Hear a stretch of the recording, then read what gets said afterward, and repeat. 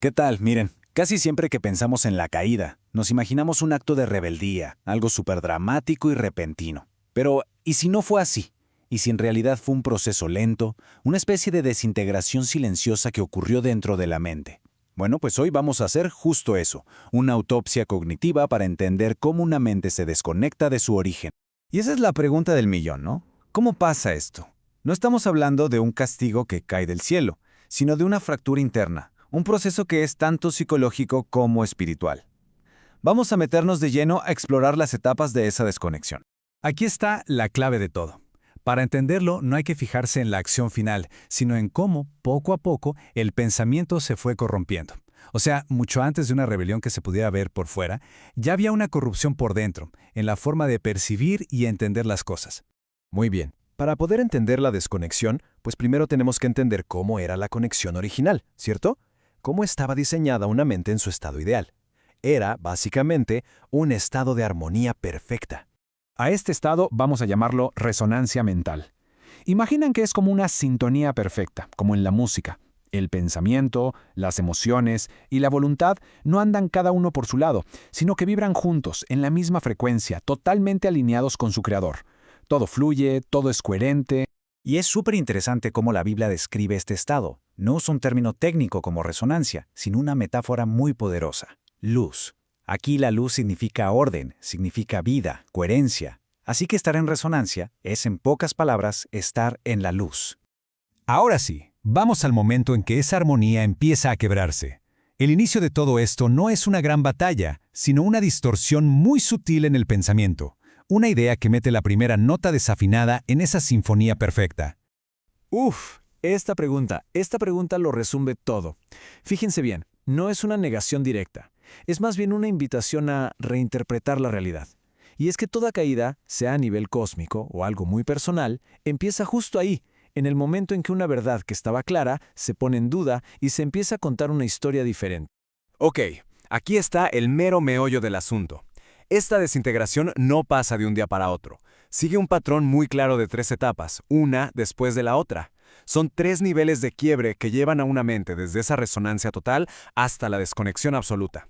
El primer quiebre es cognitivo, es en la mente. Y creo que no hay mejor ejemplo que este monólogo interno que se le atribuye a Lucifer. Si se fijan, no es una declaración de guerra, es una reinterpretación total de su lugar en el universo. Es una nueva historia donde él, de repente, es el protagonista. Y ojo, esto es crucial. La mente no se apagó para nada, estaba trabajando a toda máquina. Lo que cambió fue su punto de referencia, su marco. Dejó de usar la verdad como ancla y se inventó una nueva narrativa donde todo giraba alrededor de sí misma. Bien, una vez que esa nueva narrativa está instalada en la mente, necesita algo que la alimente para seguir viva. Y ahí es donde entra el segundo quiebre, el emocional. El orgullo se convierte en el motor que le echa gasolina a esa distorsión del pensamiento. Si lo vemos de esta forma, el orgullo no es solo un pecado, ¿saben? Es un estado emocional que hace que una creencia falsa se sienta sólida, real. Es ese sentimiento que te dice, mi versión de la historia es la correcta. Hace que la distorsión se sienta como la verdad. Y con esto llegamos al punto de no retorno. El pensamiento ya se distorsionó, la emoción ya lo reforzó y ahora la voluntad se alinea por completo con esta nueva realidad. Este es el quiebre final, el definitivo. El quiebre volitivo es cuando la capacidad de elegir se casa con el error. La voluntad, o sea, el poder de decidir y actuar, se pone del lado de la historia distorsionada y elige, activamente, ir en contra del orden original. En este momento, la desconexión interna es total. Entonces aquí lo tenemos, el mapa completo de la desintegración. Primero, la mente reinterpreta la realidad. Luego, la emoción, el orgullo, funciona como el pegamento que mantiene unida esa nueva historia. Y para rematar, la voluntad da el golpe final, se alinea con la mentira y la desconexión se completa. Y bueno, ¿cuál es el resultado de todo este proceso? ¿Cómo queda una mente después de pasar por estos 3 quiebres? Vamos a ver ahora las consecuencias de esta caída interna. Y esta comparación lo deja clarísimo. Una mente en resonancia era luz, era coherente, tenía un propósito claro. La mente caída, en cambio, se vuelve entenebrecida, ajena a la vida de su fuente, y su propósito se vuelve, pues, mirarse el ombligo.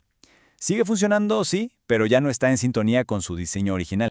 La gran pregunta ahora es, ¿esto fue un evento único? ¿Algo que pasó una sola vez en un plano cósmico? ¿O es un patrón que se repite una y otra vez?